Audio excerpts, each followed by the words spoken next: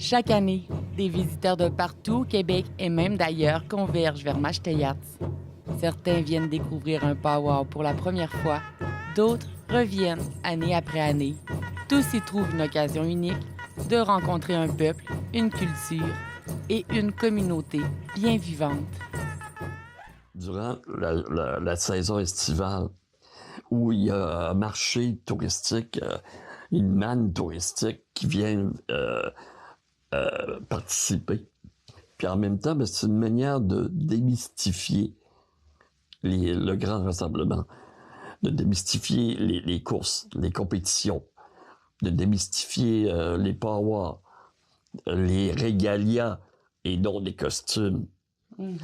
Ça, c'est un gros travail qu'on a travaillé. Mais encore là, il y a encore des personnes âgées de la région qui disent « Ah, venu voir les couleurs. » là. Mais c'est plus que les couleurs. C'est le contact des cérémonies. Le grand rassemblement, là, je trouve que on dirait qu'on est une grande famille. Hein? Même les Allochtones qui viennent, tu sais, ils ont le sourire, tout le monde est de bonne humeur. Le Grand Rassemblement des Premières Nations porte bien son nom. Au-delà des activités, il est avant tout un lieu de rencontre entre les nations et entre les cultures. C'est un rassemblement, hein? C'est où est-ce qu'on peut tous se voir.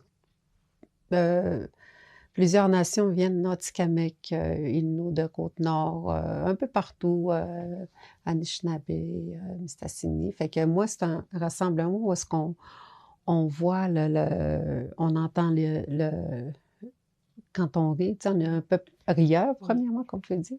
Fait que moi, j'adore ça. C'est un rassemblement qui est familial, comme on dit aussi. Tu sais, ça, faut que tu amènes ta famille, faut que tu accueilles la visite aussi.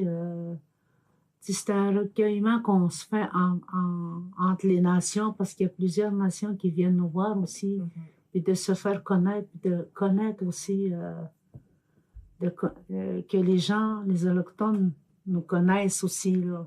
On parle, puis il n'y a pas juste aller danser. Puis des fois, moi, je me retire un peu au bar, puis les gens viennent me parler, puis je parle de notre histoire, de la vraie histoire, ce qu'on a passé, tout ça.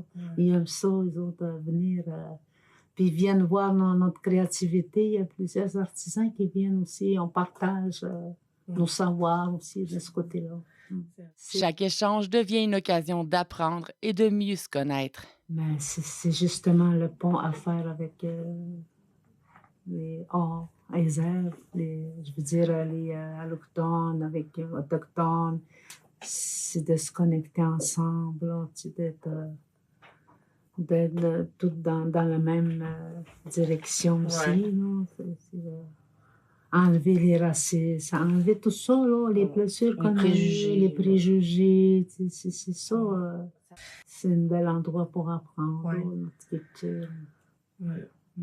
Pour vrai, moi j'en ai fait beaucoup des powwows partout à travers le Québec, puis je trouve que le nôtre est vraiment accueillant pour les visiteurs, que les gens de la communauté sont fiers, puis sont contents de recevoir les gens. Ça nous fait plaisir de répondre aux questions. Pour un premier powwow, je le recommanderais à tout le monde. Pendant longtemps, plusieurs réalités des Premières Nations ont été méconnues ou mal comprises.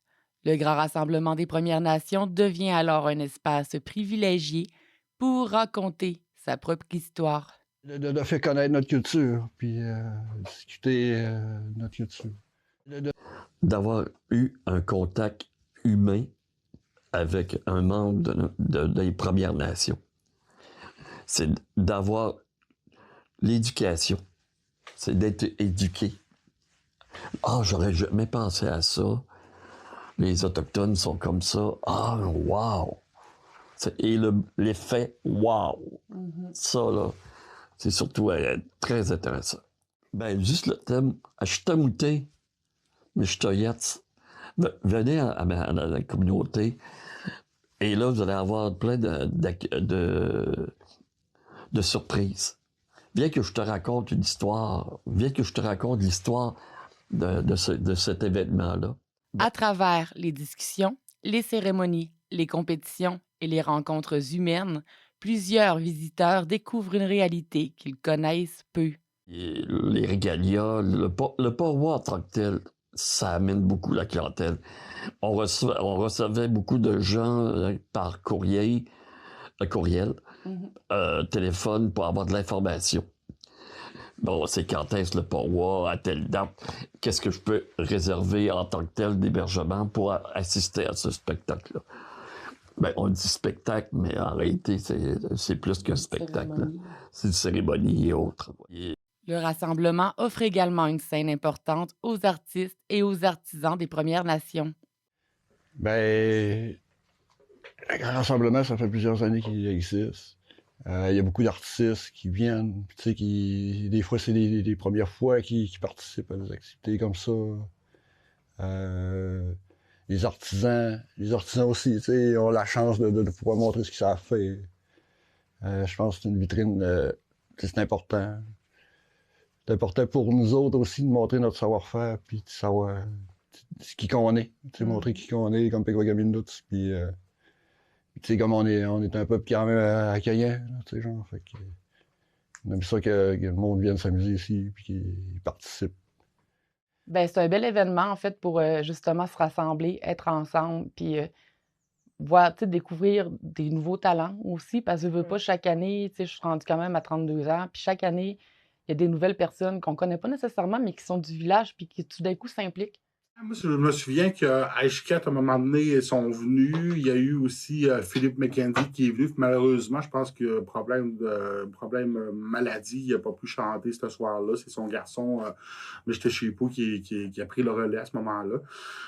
Ça, je m'en souviens parce que c'était un des idoles, en fait, que je voyais. J'aimais ses compositions de paroles pour Philippe McKenzie.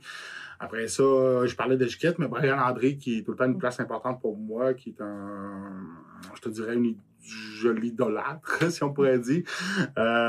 Puis, plein d'autres spectacles. Là. Il y a eu tellement de spectacles assez le fun à voir, qui a été créé donc, au courant de cette époque-là.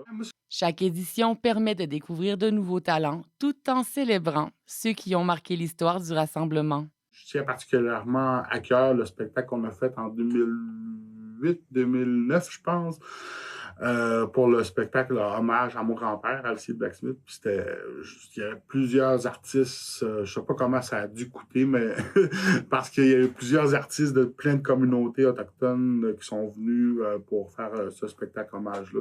Puis je me souviens parce que j'étais un petit peu dans les coulisses aussi, parce que je participais à ce spectacle-là.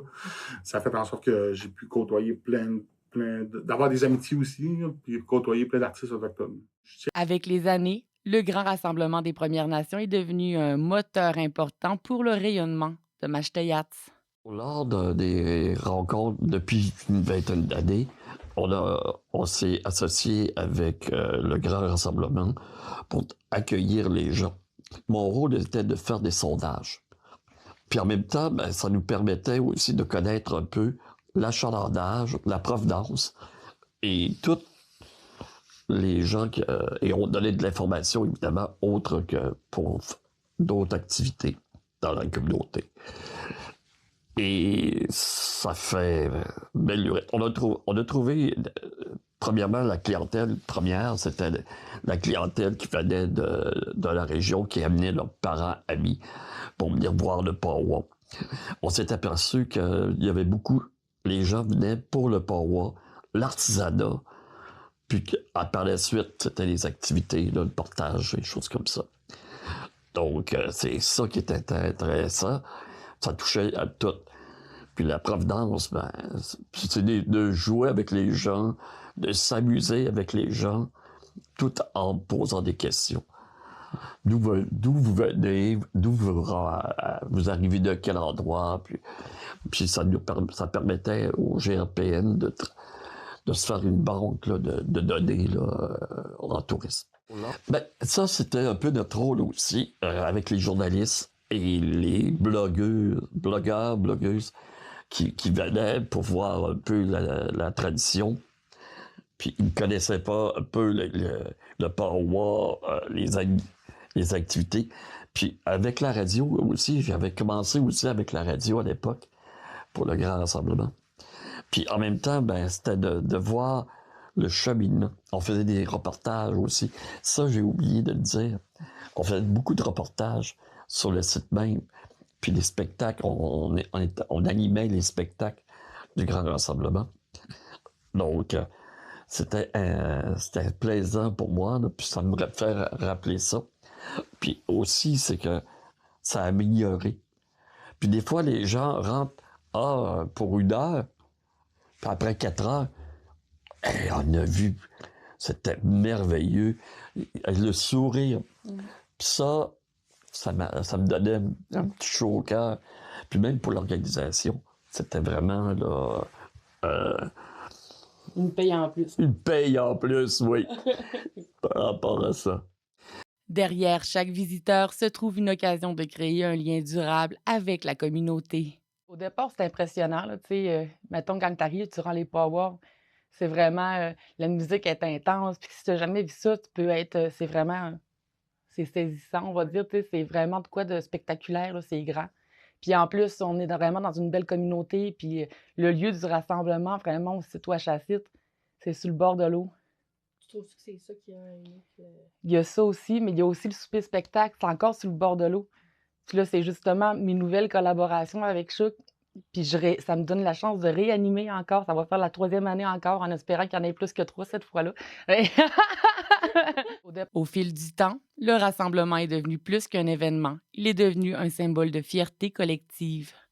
Je te dirais, des fois, il y a des gens qui passent.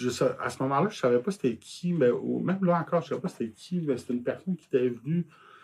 Je ne sais même pas d'où elle vient. Je pense qu'on se rencontrait. Puis moi, je travaillais à ce moment-là pour le Grand Rassemblement. Je posais des panneaux, on me posait les tentes.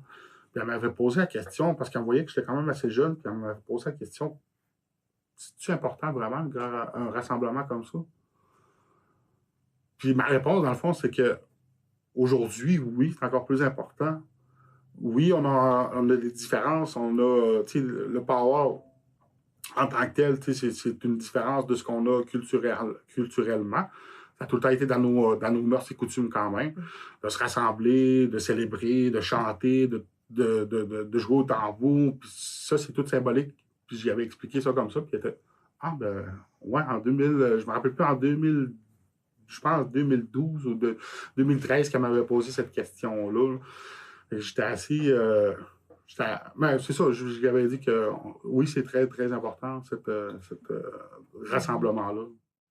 C'est essentiel de se reconnecter avec la nature, avec la terre-mère. C'est vraiment le partage, le respect entre nous autres. Se recueillir tout ensemble comme ça donne la force. La force à la communauté surtout. Tu sais, quand tu vois d'un power, puis ça, puis tous les gens qui viennent, c'est tous des gens positifs, là. Tu sais, ça fait du bien à la communauté aussi, ça. Mon Dieu, je pense que ça implique beaucoup de personnes. Là, c'est maintenant l'État, en d'autres mots, c'est pris par l'organisme politique, le conseil qui maintenant l'organise.